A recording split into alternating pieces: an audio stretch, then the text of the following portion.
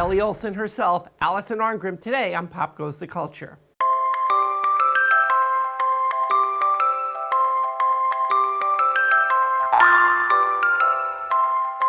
I am David Levin, and welcome to another Xenodokial episode of Pop Goes the Culture. Look it up, that is a real adjective. In this final portion of my conversation with Alison Arngrim, we'll learn why she left Little House on the Prairie after 7 years as Nellie Olsen. We'll hear about how 20th century relevance impacted 19th century Walnut Grove. And we'll find out the real reason Michael Landon really blew up the town of Walnut Grove when the show ended. What made you leave the show? What happened? My contract was up. I was done. I had a 7-year contract like everyone else, and then, my 7 years, they went ding, it was done. And so it's like, well, now, do you want to come back?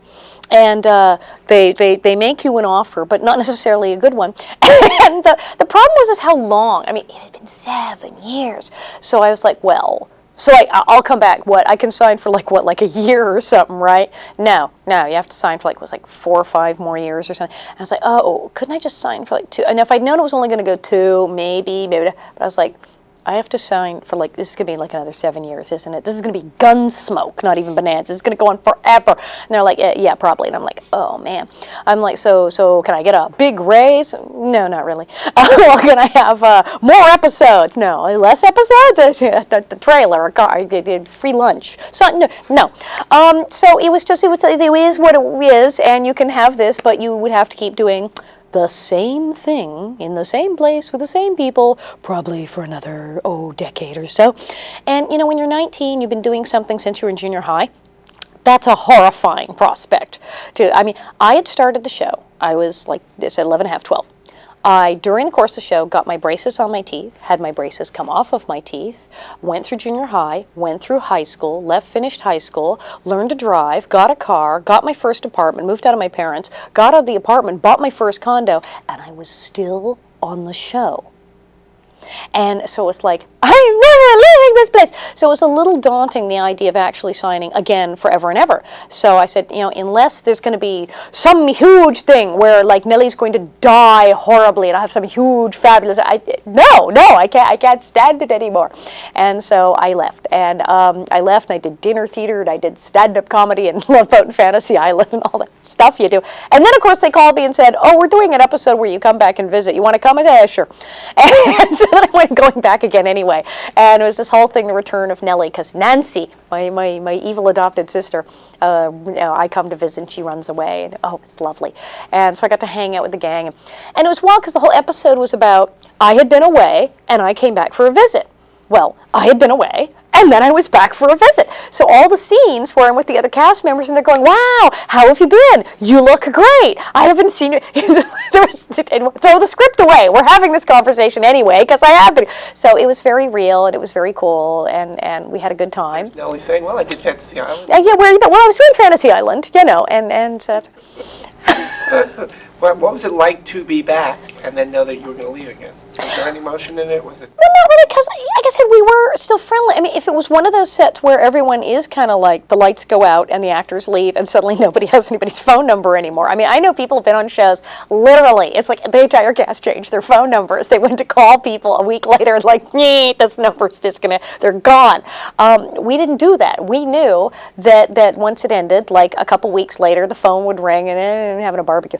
Somebody would call, we'd run into each other. And so it didn't stop. I mean, I was just emailing with Miss Beadle last night because we're going to Nebraska. We still speak now.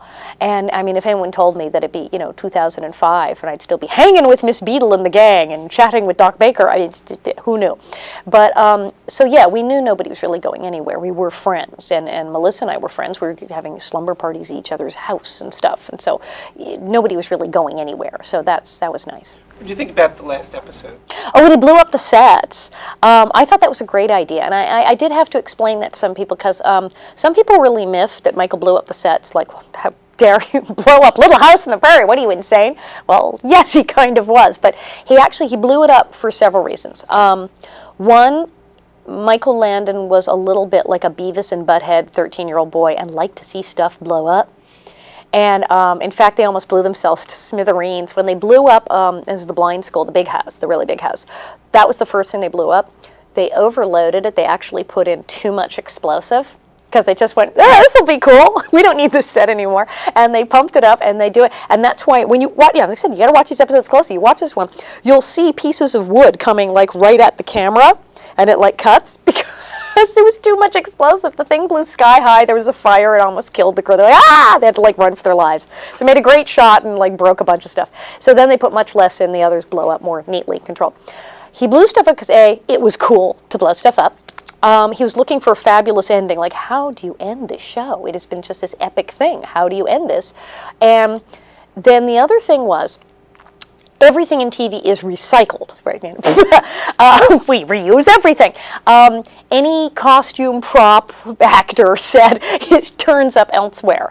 I know that I had people visit Little House who saw people wearing clothing and said, I think I wore that in a movie once. And it's just stuff turned up, and my wig is somewhere on somebody's head. So everything was recycled. Well, we knew the sets would get used again, that people would film. People are still filming. The area of Simi Valley where we did Little House, the Aviator was shot there. They're doing Carnival there. I mean, I was just recently watching the Aviator, and I was like, oh, look, it's Walnut Grove. And so they shoot like mad. Well, Michael brought up a really good point. He said, look, we have no control over what gets shot here when we all leave.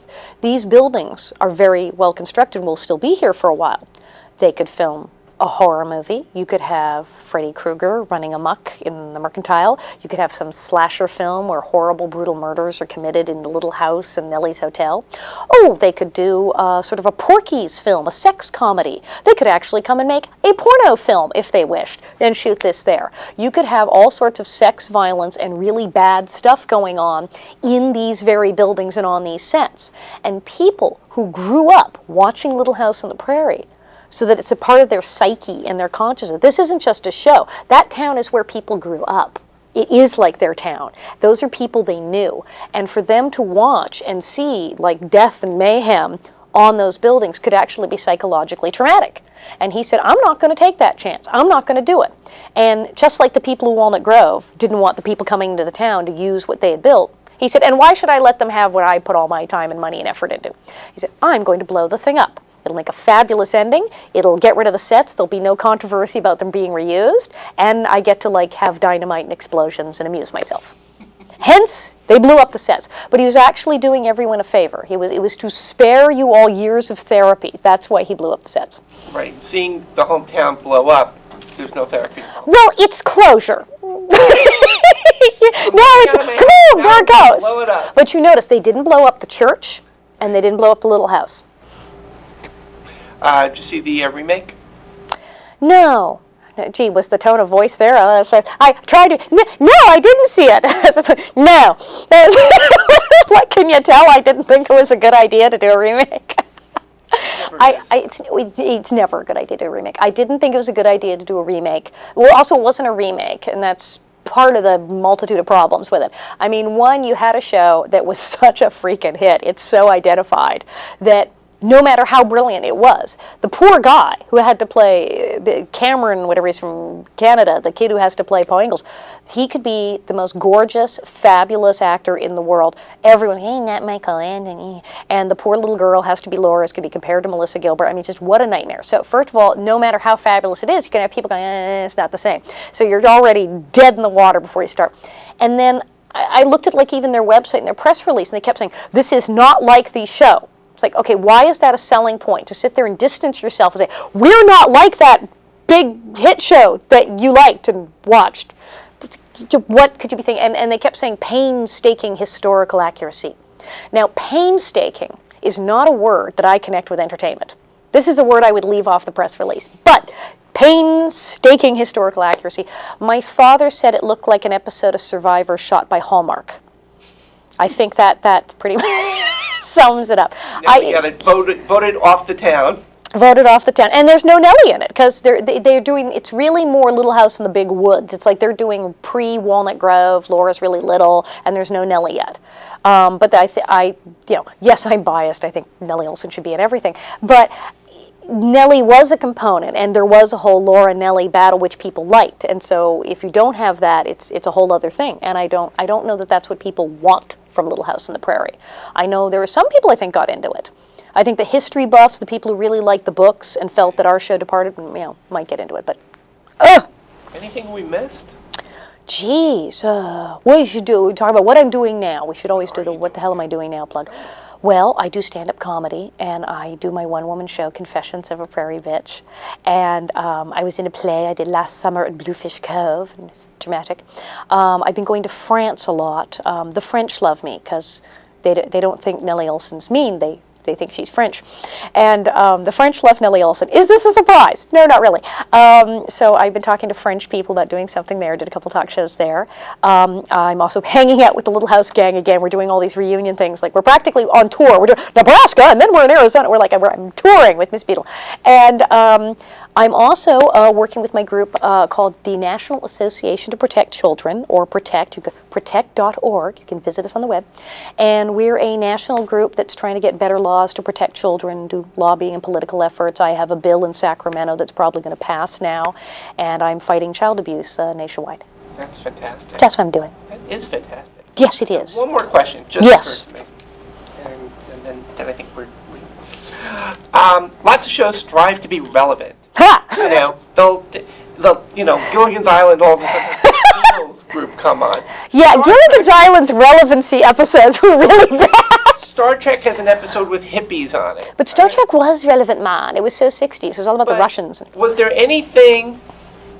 You guys took place in the 19th century. Yes. There anything on the show? Did they ever try to sort of like bring something? Little House on the Prairie was so damn relevant, it was freaky. No, we did a whole thing. First of all, we did this thing that we were trying to be 100 years ago to the day. So in 1976, when it was all that bicentennial stuff and everything, we had a centennial episode. We had a 4th of July, 1876 centennial episode, and it was just so to celebrate the whole bicentennial thing. We totally did that. We had, remember when they were trying to do the Equal Rights Amendment? And whatever happened to that, by the way, thank you very much, hello. But when they were trying to do the ERA, we had an episode in Walnut Grove where a woman comes to town and starts talking about how in different states women's property rights varied widely. And it's true, in the 1800s, everything was sort of all bets were off. There were things where women actually had more rights in some areas than they do today, and other things they had less rights. A lot of people think nobody got divorced. Divorce was actually relatively common on the prairie. It was like something like 1 out of 3 marriages. So all kinds of stuff did go on, and in some states they were awarding women full property rights. In other states, their husbands owned everything. So there was a whole thing of should Walnut Grove pass a local ordinance that women have full property rights? And, well, since Mrs. Olsen, the store was hers to begin with. Hello, she was totally for it. And there was a whole episode where the men and women fought about this. And I'm pleased to say both Mr. Olsen and Percival did sign the Women's Rights Amendment in that episode. We also... Broken Home on the Prairie. A Broken Home on the Prairie. That was the Women's Liberation episode. We had child abuse episodes. We had racial episodes. Of course, Judaism was dealt with quite heavily because you had Michael Eugene Landon was doing the show. And he'd had a lot of conflicts in his childhood about his family and his religion, so that was a big topic. So when I had the twins and Percival's parents come in, it's a huge battle over will the child be Jewish or Christian. And so I conveniently have a boy and a girl, and they decide, well, the girl can get the Christian, or the boy will have the bar mitzvah. So I have one of each, which is not theologically correct. If you call any rabbi and say, hey, can a woman who's married to a Jewish man who is not converted give birth and announce, oh, one of my children is Jewish and one is not, they will say, no, you can't do that. If the mother is not Jewish, unless she converts, you are not Jewish. You can't, it doesn't work that way. But it was land of Michael Landon, so we were allowed to do that. He was the rabbi of the show. He was the rabbi of the show, so we did that. Now, although a lot of other things in that episode are historically accurate, there were certain relevant, the 1850s Reform Judaism movement where men did go out on the prairie and marry Gentile women and start new lives and stuff, so that actually did sort of happen. But of course, the blind school was integrated. In the 70s, we actually had more African-American and white actors in relationships than some of the shows that were supposed to be like about that. Because the blind school, we had Hester Sue and all the black blind children, which is also true because there was a big blindness epidemic amongst black children in the 1800s. So there were a lot of black blind schools. And since blind people were ostracized, as were people of other races, you did sometimes have black and white children together in blind schools. So, right, because well, there you go. They didn't know, and so that's actually sort of true. So yeah, we had interracial relationships, and we had should women have property rights, and we didn't have a gay episode. Very disappointed. It's the only thing missing. Little Gay on the Prairie. We didn't do the gay marriage issue. And it's only because we're only on 9 years. I swear to you, one more year. We'd have done it. Alison, thank you so much. Thank you. It's such a pleasure. That's it for now. I'm David Levin. I'd like to thank my guest this week, Alison Arngrim. She's touring the country in Confessions of a Prairie Bitch, but you can also read more about her time on Little House on the Prairie in her autobiography of the same name, Confessions of a Prairie Bitch. And you can follow Pop Goes the Culture on Twitter at PopGoCulture, on Facebook, or email me at popgoestheculturetv@gmail.com. If you like us, and even if you don't, please share and subscribe. I'll see you next time.